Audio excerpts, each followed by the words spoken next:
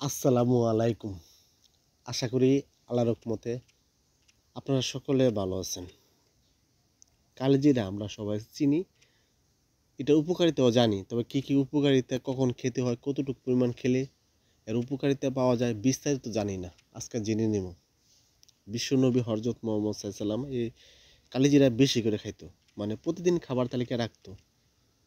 খাওয়ার কারণ হইল এটা অনেকগুলো রোগের ওষুধ। মৃত্যু ব্যতীত সকল রোগের ওষুধ বলা হয় কালিজিরা। মানে প্রচুর পরিমাণ ঔষধি গুণ আছে এই কালিজিরার মধ্যে, যা আমাদের শরীরের জন্য হেলদি। কখন খাইবেন, কতটুকু পরিমাণ খাবেন, এটা বিস্তারিত বলুন, পুরো ভিডিও দেখেন। কালিজিরা খেলে স্মৃতিশক্তিটা বাড়ে। যাদের স্মৃতিশক্তি খুবই দুর্বল, স্মৃতিশক্তিটা বাড়াতে চান, তারা কালিজিরা খাবেন। কালিজিরা খেলে আপনার স্মৃতিশক্তি দিন দিন বাড়বো। অনেকে আছে দেখবেন চুল পড়ে যায়, চুল পড়ার জন্য অনেক কিছু করতেছে বা অনেক কিছু ব্যবহার করতেছে, কিন্তু চুল পড়া বন্ধ করতে পারতেছেন না। এই চুল পড়া সহজে বন্ধ হবে, চুলের গোড়া শক্ত মজবুত হবে যদি কালিজিরা আপনারা খান। কালিজিরা খেলে আপনার শরীরে ব্যথা, হাত হতে পারে ব্যথা, পাও ব্যথা হতে পারে, কোমর ব্যথা হতে পারে, এবং কোমরের মাজার মধ্যে ব্যথা হতে পারে, বিভিন্ন কারণে ব্যথা হয়, বা অথবা বাত ব্যথা করে, হাড় খেয়ে গেছে ব্যথা করে, এই ব্যথাগুলো আপনারা সহজে দূর হবে। ব্যথাগুলো আস্তে আস্তে আপনারা দূর করতে পারবেন যদি কালিজিরা খান। আরেকটা জিনিস, সেটা দেখবেন অনেকে শরীরের মধ্যে বিভিন্ন চর্মরোগ দেখা দেয়। এটা বিশেষ করে শীতকালে বেশি চর্মরোগটা মানুষের হয়ে থাকে, বেশিরভাগ মানুষের হয় আর কি। এই চর্মরোগ দূর করা যায়, মানে চর্মরোগ আর হবে না। অনেকে আছে বিভিন্ন রোগ বেলায় থাকে শরীরে, ঠান্ডা, কাশি, জ্বর লেগেই থাকে সবসময়, এগুলো দূর করতে পারতেছেন না। যদি কালিজিরা খান, এগুলো রোগ সহজে দূর হবে, মানে রোগ প্রতিরোধ ক্ষমতা বৃদ্ধি হবে, সহজে রোগ বেলা হতে দিব না আপনার শরীরে। যাদের ক্যান্সার হয় বা ক্যান্সার হতে দেয় না, ক্যান্সার প্রতিরোধ করে, সহজে শরীরে কখনো ক্যান্সার হবে না যদি কালিজিরা খান। কালিজিরা কিন্তু আরও উপকারিতা আছে, যেমন অনেক সময় মানুষের মাথা ব্যথা করে, কালিজিরা তেল দিয়া যদি মাথা ব্যথা মাথার মধ্যে একটু ডলে দেন, তো কিছুক্ষণ পরে মাথা ব্যথা দূর হয়ে যাবে। অনেকে আছে বিভিন্ন ব্যাকটেরিয়া বা আক্রান্ত হয়, এই জীবাণু, এই জীবাণু সহজে দূর হয়। অনেক সময় যে খাবার খেলে গ্যাস হয় বা গ্যাস্ট্রিক হয়, এই খাবার গ্যাস বা গ্যাস্ট্রিক সহজে দূর করে। অনেকে দেখবেন উচ্চ রক্তচাপ ভোগে, মানে হাই প্রেশার রোগী যেটা বলি আমরা, এই হাই প্রেশারটা সহজে দূর করে। সহজে মানে হাই প্রেশার দূর করতে বলতে কন্ট্রোল রাখে সবসময়, মানে অতিরিক্ত হাই প্রেশার কখনো হবে না আপনার। এবং আরও আরও যেরকম কিছু কিছু রোগ আছে, যেরকম অনেকে দেখবেন বিশেষ করে পেটে কৃমি হয়।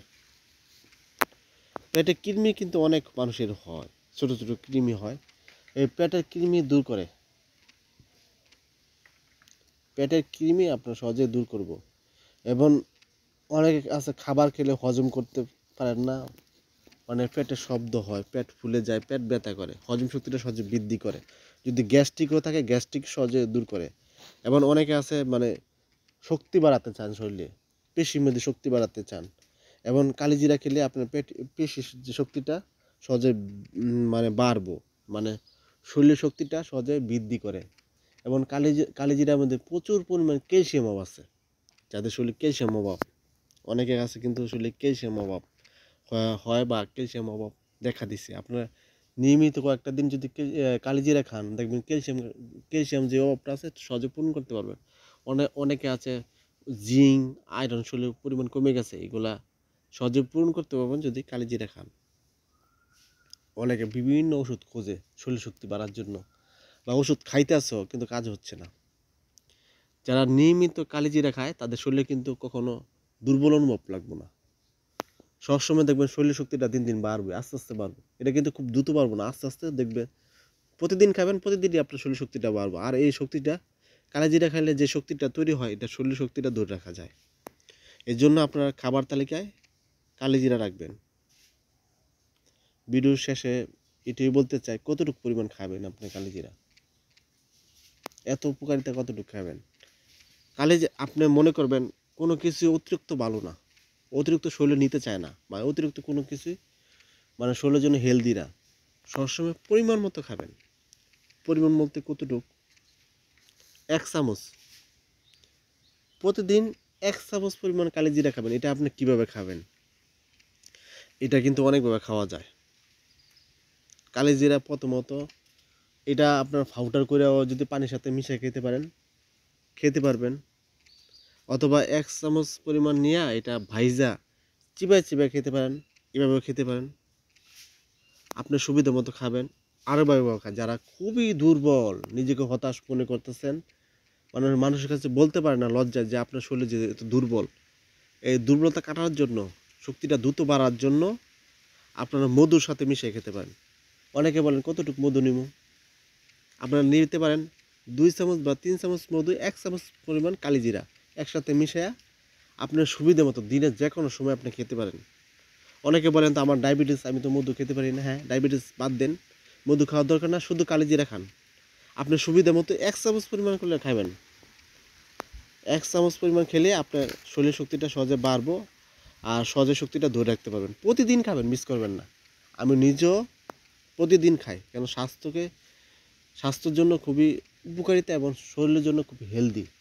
1 চামচ পরিমাণ প্রতিদিন খাবেন।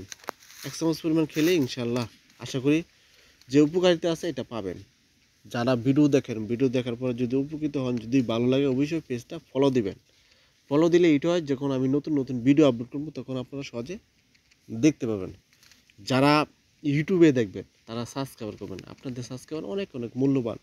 আর সাবস্ক্রাইব করলে আমি যখন ভিডিওগুলো আপলোড করবো তখন আপনারা সহজে আপনাদের সামনে দেখতে পারবেন। আর কোথাও যদি বুঝতে অসুবিধা হয় তাহলে কমেন্ট করবেন। কমেন্ট করলে ইনশাল্লাহ আপনাদের কমেন্টে উত্তর দেবো। আর অবশ্যই ভিডিও শেয়ার করে দিবেন, অন্য একটা মানুষকে দেখার সুযোগ করে দেবেন। কারণ এরকম সমস্যা যদি বুকে থাকে আপনার শেয়ার কারণে সে কিন্তু উপকৃত হবে। আর আপনার সদগাজারি সব পাবেন। মানুষ উপকার করলে সদগাজারি সব পাওয়া যায়।